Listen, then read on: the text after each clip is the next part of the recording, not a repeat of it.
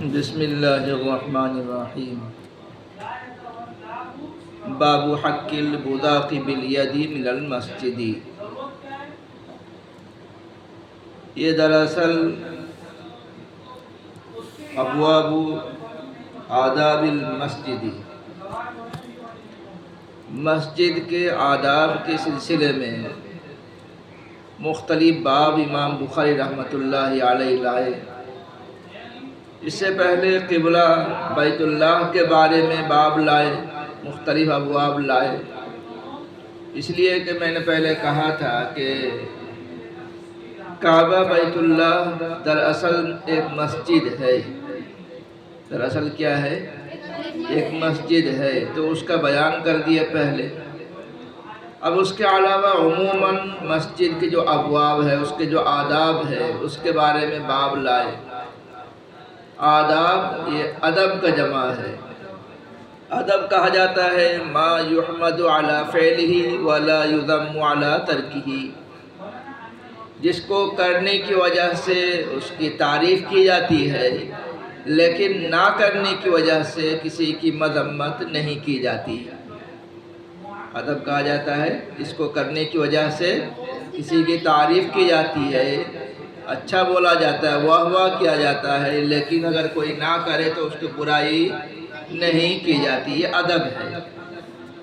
لیکن امام بخاری رحمۃ اللہ علیہ یہاں جو ابواب لائے، ابواب المساجد، یہ اصل میں احکام المساجد کے سلسلے میں ہے، مسجد کے احکامات کے بارے میں ہے، اس کے اندر ادب بھی شامل ہے۔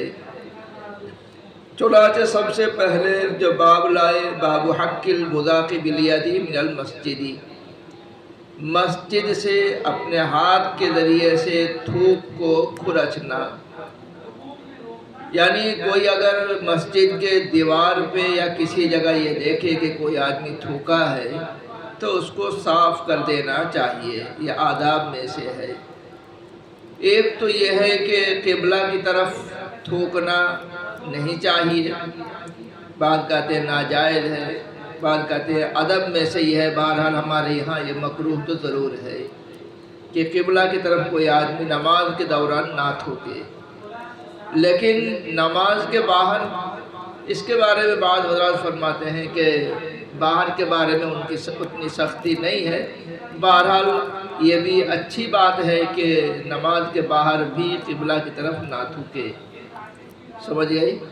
نماز کے اندر جتنی سختی ہے نماز کے باہر اتنی سختی نہیں ہے۔ اور فرق کیوں ہے آئندہ روایت پڑھنے سے معلوم ہو جائے گا۔ انس بن مالک رضی اللہ تعالیٰ عنہ کہتے ہیں کہ اللہ کے نبی صلی اللہ علیہ وسلم قبلہ کی جانب تھوک کو دیکھا۔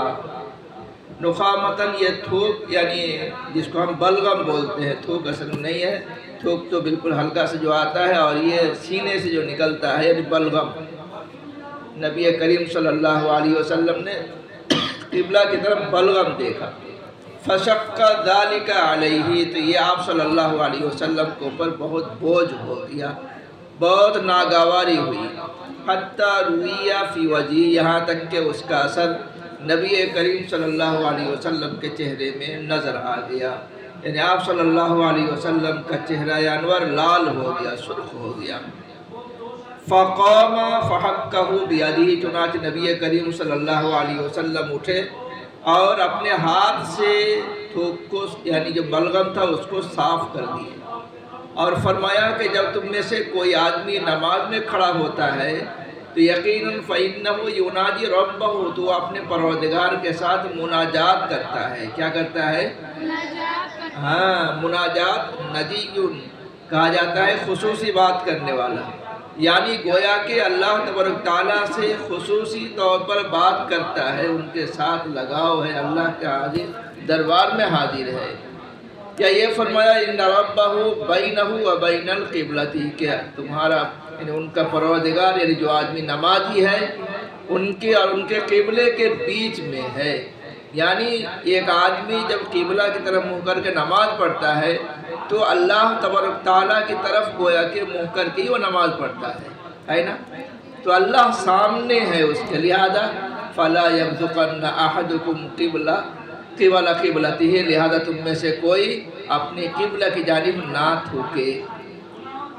تو یہ نماز کے بارے میں خاص طور پر ہے، وَلَٰكِنْ عَنْ يَسَارِهِ أَوْ تَحْتَ قَدَمِهِ، لیکن سوال یہ ہے کہ اب اگر نماز کے دوران تھوک آ جائے، بلغم آ جائے، ناک میں رینٹ آ جائے تو کیا کرے گا؟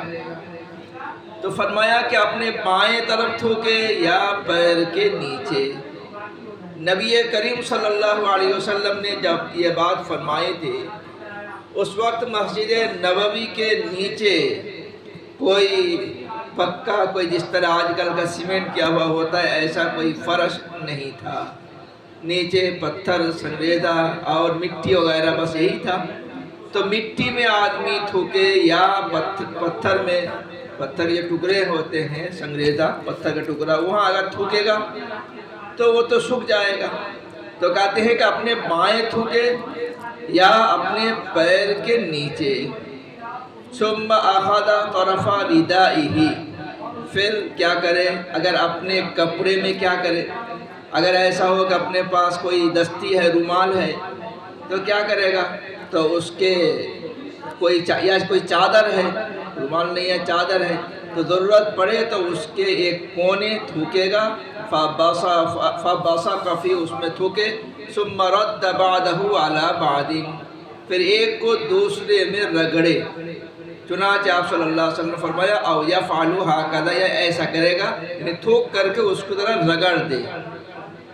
ولیکن ہاں، تو آپ صلی اللہ علیہ وسلم نے گویا کہ یہ فرمایا کہ اپنے سامنے یا داہنے طرف بالکل نہ تھوکے۔ سامنے کی بات تو سمجھ میں آ گئی کہ اللہ تبارک تعالیٰ سے مناجات ہوتی ہے، لہذا سامنے نہیں تھوکنا چاہیے، لیکن داہنے جانب کیوں نہیں؟ آئندہ روایت آئے گی کہ فرشتے ہیں، نیک فرشتے ہیں، جو نامہ اعمال جو نیکی جو لکھتے ہیں وہ فرشتے ہیں، تو لہذا ادھر تھوکنا نہیں چاہیے۔ اس کے بعد جو روایت ہے وہ بھی اسی طرح کا ہے کہ عبداللہ بن عمر رضی اللہ تعالیٰ عنہ کہتے ہیں کہ اللہ کے نبی صلی اللہ علیہ وسلم نے تھوک دیکھا قبلہ کے دیوار میں، قبلہ کی جانب جو دیوار ہے ادھر، فحکہ، تو آپ صلی اللہ علیہ وسلم نے کھرائی دیا۔ پھر آپ صلی اللہ علیہ وسلم لوگوں کی طرف متوجہ ہوئے، فرمایا کہ تم میں سے جب کوئی آدمی نماز پڑھتا ہے فلا یبصق قبل وجہہ، تو ایسی صورت میں اپنے سامنے کی طرف نہ تھوکے، اس لیے کہ اللہ تبارک تعالیٰ تمہارے سامنے ہوتے ہیں اذا صلی، جب کوئی آدمی نماز پڑھتا ہے۔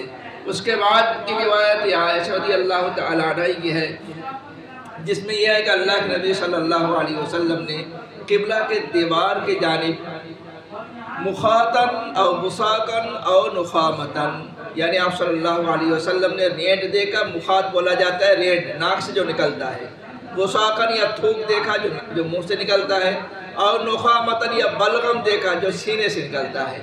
بہرحال کچھ بھی آپ صلی اللہ علیہ وسلم نے اس طرح دیکھا تو آپ صلی اللہ علیہ وسلم نے کھرچ دیا۔ معلوم ہوا کہ اس طرح کی گندگی مسجد میں نہیں پھینکنا چاہیے، اگر کسی طرح کے دیکھے نظر آئے تو اس کو صاف کر دینا چاہیے، یہ مسجد کے آداب میں سے ہے۔